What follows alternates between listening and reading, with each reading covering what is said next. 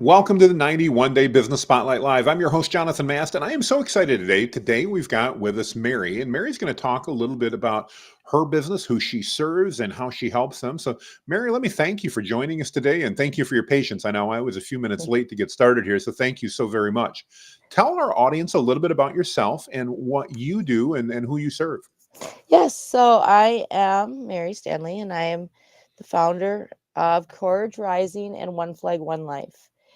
And what it is the Courage Rising is a faith-based organization to help Mm, first responders, law enforcement, fire departments, all those suffering from PTSD, post-war trauma, anxiety, depression. And the One Flag, One Life is the more scientific approach. And this was created due to my own struggles when I got out of the military. When we're in, all these things don't bother us because we're in that controlled environment. hmm And when we get out and we transition out is when we start noticing these triggers. We start noticing all these things because you're taught how to turn on everything. So you're always on that constant state of alert. You're always knowing what's going on. You're never taught how to shut it off. mm. That's interesting. I love that. Well, let me begin by saying thank you for your service. I'm grateful for that. That means a ton. Um, Talk to me a little bit about that transition. That you mentioned. You're really there to support them and the change that happens. As you step away from service in one aspect into real life or civilian life, whatever the right word for that is. Talk issues that you help those individuals deal with and what that process looks like, especially as a faith-based organization. Well, one thing I've learned a lot of doing research and my own experience, this is a perfect timing because we're talking about Ash Wednesday, we're talking about confessions and Hmm things like that. And having that faith in that higher power and being able to confess that way helps you overcome it easier and faster. And by that, I mean, so when you're praying and you're talking about, you know, what's going on, what's on your heart, what's on your hmm body. When you have mental health issues, when it's PTSD, if it's depression, it's anxiety, that doesn't just affect your mind, that affects your body.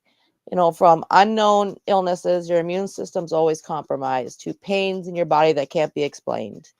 Always getting sick, your rapid heart rates, your blood pressure's up there, sweats, not sleeping. All these things can be correlated with different parts of trauma. And the hard part is for people is that, especially us, in understanding this, is that a lot of times in the military, the trauma that you dealt with in the service is not the trauma that's your trigger or the trauma that issued it. Interesting. Most of us went through a traumatic childhood and we ran from that childhood to the military. It's was the easiest way to get away. You go to hmm college because it's paid for. You have at home, you have that stability that you didn't have growing up. And that's a good part of why a lot of people join the service. It's that better life that you can't afford to do on your own. So you're Mm. taking A and adding B to it, so it makes everything worse. And so with faith, when you sit there and you pray, you talk about what's going on in your head and your mind, it gives you that neutral third party to be able to just kind of look at things from a different perspective.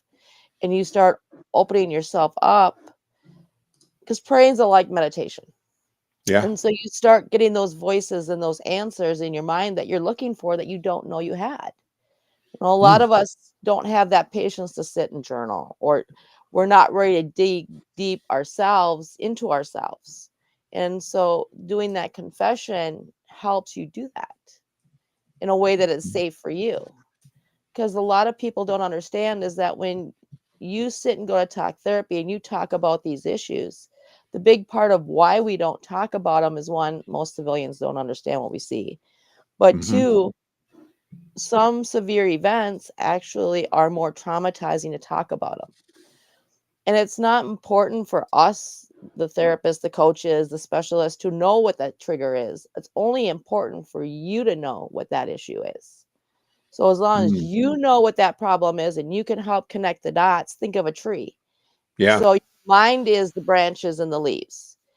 Your body's the trunk, and what your body's going through is the roots. And you basically just connect the dots of, okay, my mind's doing all this. I'm racing. I can't stop. You know, this is what's going on as my mind's racing. And, I have the heart rate. I can't breathe. I can't think straight. And you start to understand, okay, this is what happened when this started happening. So you start to understand those triggers. And one of the biggest things when it comes to transition is that you went from a controlled environment. The easiest way to explain this is think about when you were 17, 18 years old. You moved out of mom and dad's house. No more restrictions, no more curfew, no more going to high school. You are Hmm. free. You're going to college. There is nothing that you technically really required to do. There's no one to force you to go to school every day. That's how it is. But I think of it in a 40, 50-year-old body. Hmm. You Hmm. have no idea how to deal with all that. But then you add into the fact that every day of our lives, we are something bigger than ourselves. You are programmed, you are trained, you are taught that you are part of the United States Army. And it's a cool thing because it's only out of the population of the US, only 10% qualify to apply. Or no, I'm sorry. It's 10% of the population actually apply to join the army. Out of Hmm. that 10%, only 3% qualify. Out of that 3%, only 1.5 to 2% actually graduate boot camp, make it Wow. as a US soldier. What an amazing stat. I was not aware of those numbers. I think that's really, really intriguing. I love how you work to help uncover that, though. Again, I've not been there. My son is former Army, so I certainly understand a bit from him, but I've not been there myself. And I just think it's so amazing to have an organization like Courage Rising where you can help people through that. Let me ask you, Mary, if somebody's out there and they're experiencing some of these things and they need somebody to talk to, what's the best way for them to reach out to you and or your team there at Courage Rising? Call me. My phone number is 507-338-3725. When you It's easier to call me or send me a text, and if I don't answer right away, I'll get right back to you, than it is to check an email, social media. I'm not always the best at checking all the other alternatives. So if you need help and you need it now, give me a call.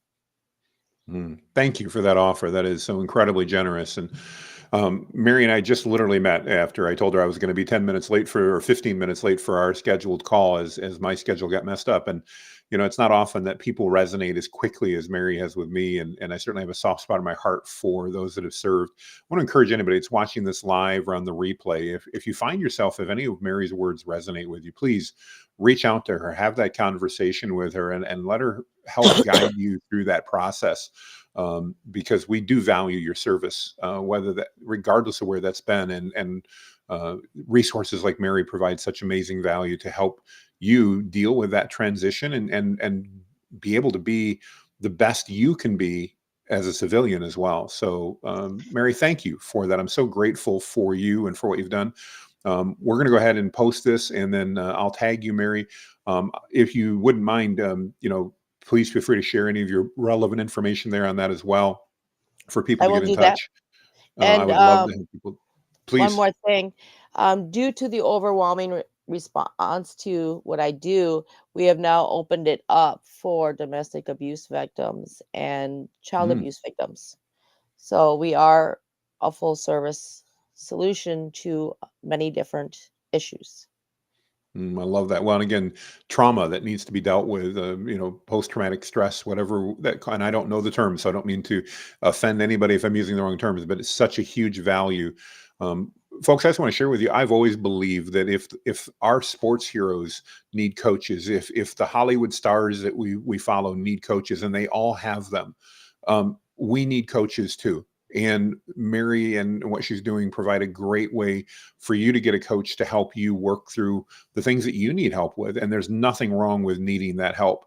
And I think, Mary, I just want to thank you for being available to help people in those situations. Because again, I think coaching is so incredibly important to help us and to expedite that process. Because, yeah, I know we can be tough and work through it on our own, but one, we may not get to where we need to be. And certainly we're not going to get there as quickly as we could if we have a coach like you working for us. So thank you.